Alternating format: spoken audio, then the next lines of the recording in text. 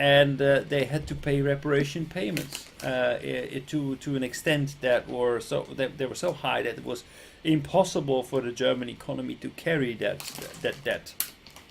That basically gave the fact that they were blamed for World War I plus the high reparation payments, that led to dissatisfaction among the German people, that led to a leader, like an absolute leader like Adolf Hitler, to come to power.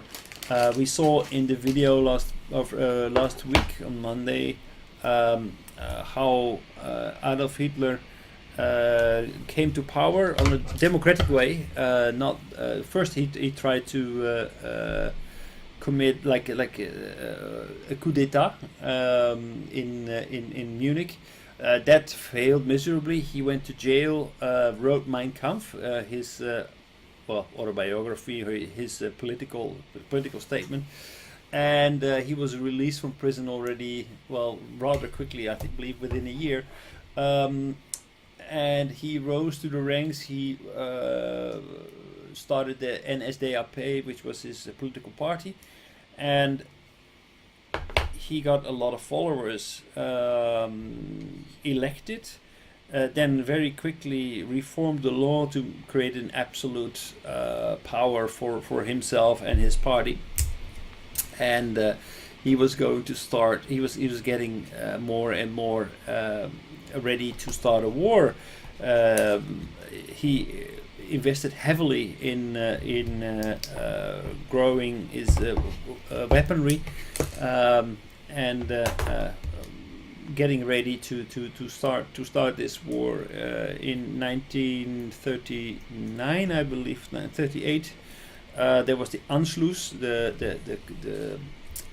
Anschluss, it was called. Basically, Austria and Germany became one as a political matter, not so much as an invasion, but because they chose to be one. Austria wanted to be one with Germany, so that became one country. Then there was the issue of the Sudeten Germans, which has a lot of parallels, I believe, with Ukraine as we see it today, where Sudeten Germany was actually a part of Poland, and Poland, in that area, a lot of ethnic Germans lived there.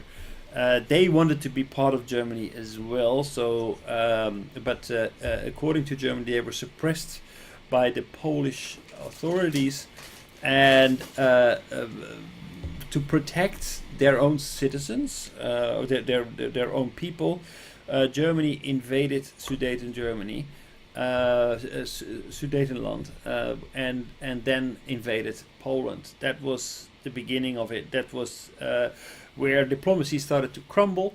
The Western powers, England, France, they protested, and they actually, following that, they declared war. In the meantime, France had been building up the Malinoli line on the border between France and Germany to create a wall against a German invasion. So Germany actually looked at the map and said, well, why would we go through that line? We just attack from the north. So they invaded the Netherlands, they invaded Belgium, they invaded France, and then actually there was only England there to stand up for Europe. Initially, it was really only England. There was it was kind of a peace treaty between Russia and Germany, so they didn't have anything to fear from Russia at that time. But Hitler made a capital error by breaking that treaty and going after Russia, which we know that he lost. So looking at where we left off last Monday, let me see what this was.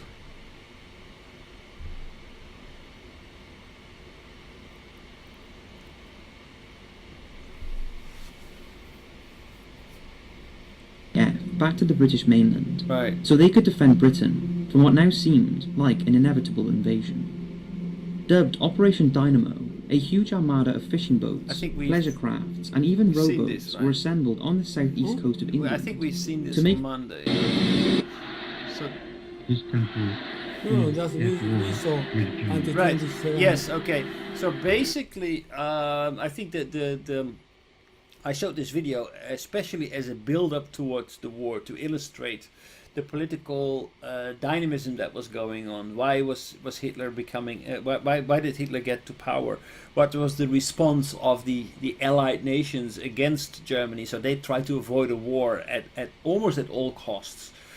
Germany was obviously on its way to start the war. They needed the war to recover their economy. They needed to recover the economy to get the support of the people. So this was actually already a more or less by design.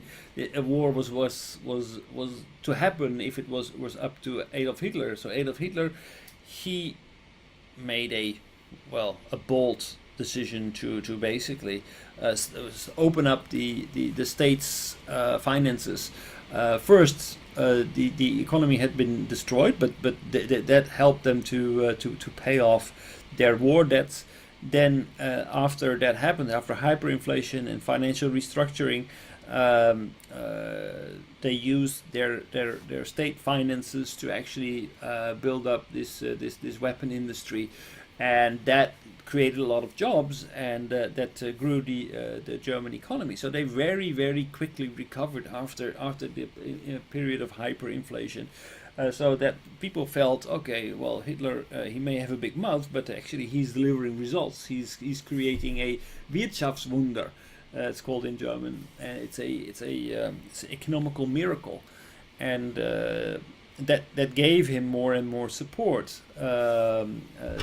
Hitler also made it a point as to create a common enemy. It's dangerous to draw parallels, but I would say that the Mexicans follow. They are kind of fulfilling that role today in the United States, and that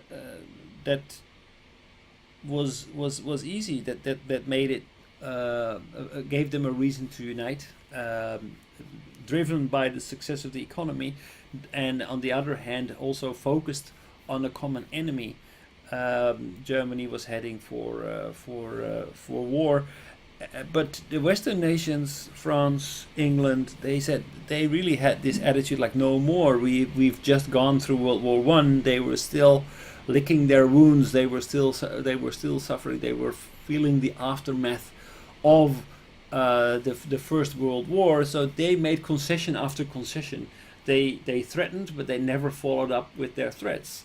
There was a period of weak diplomacy until, I would say, Churchill came to power.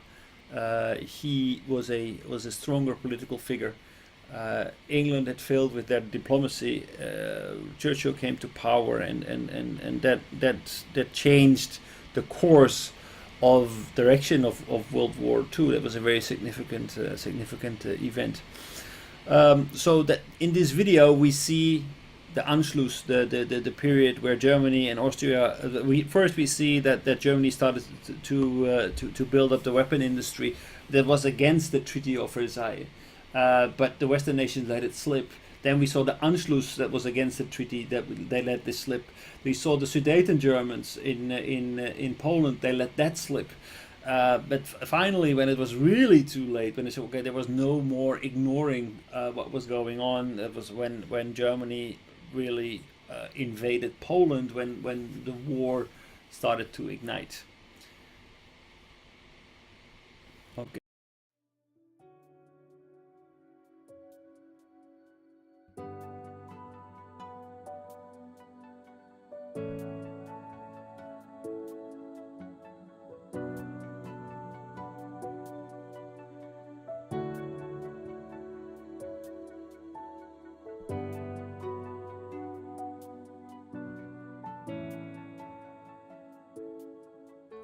はい、皆さんこんにちは、雲野です。今日はですね、雲野塾の研修のプログラムをご紹介したいと思います。で、こういうふうなホームページありますけれども、ぜひですね、一度中身をご覧になっていただきたいと思います。今日は V キューブさんのスタジオに来て、この収録をしておりますので、中身はこういうふうになってて、今最近ホットなね、グローバルリーダーの定義など書いてあります。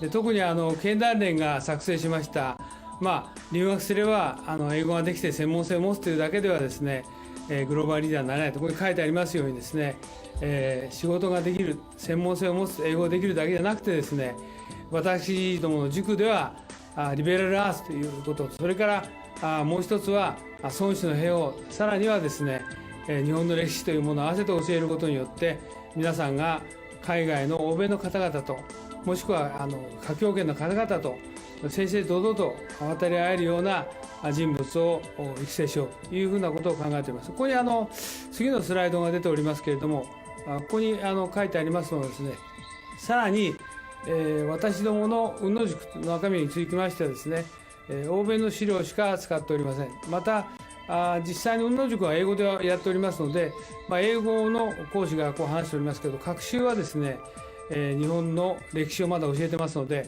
学習の午後はですね、日本のプログラムをしております。で以前はこれ有料だったので、今はですね、実際に会場費も取っていただいておりませんで、毎回5000円ということで、朝9時から午後5時までやっておりますので、ぜひ皆さんですね、ご検討の上ご参加いただければと。英語のできない方もですね、学習の午後こういうふうな研修をしておりますので、ぜひご参加いただければというふうに思っておりますので、よろしくお願いします。でここにさらにですね、グループ討議とか実務の勘どころを教えると書いてありますけど、実際には私が10年ほどですね、欧米の新聞とか雑誌等をですね集めてきた、もともと英語のベースでございますので、そうしたものをですね50セッションのテーマに分けて資料作成をしております。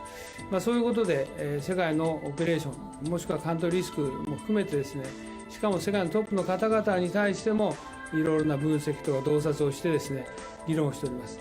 そういったことも含めてですね、今後ともよろしくお願いしたいと思います。以上で私の挨拶を終えますが、今回のこのビデオの収録にあたってはですね、V キューブさんのスタジオをお借りしてですね、お時間を頂戴して、このビデオを作成させていただきました。よろしくお願いします。どうもありがとうございました。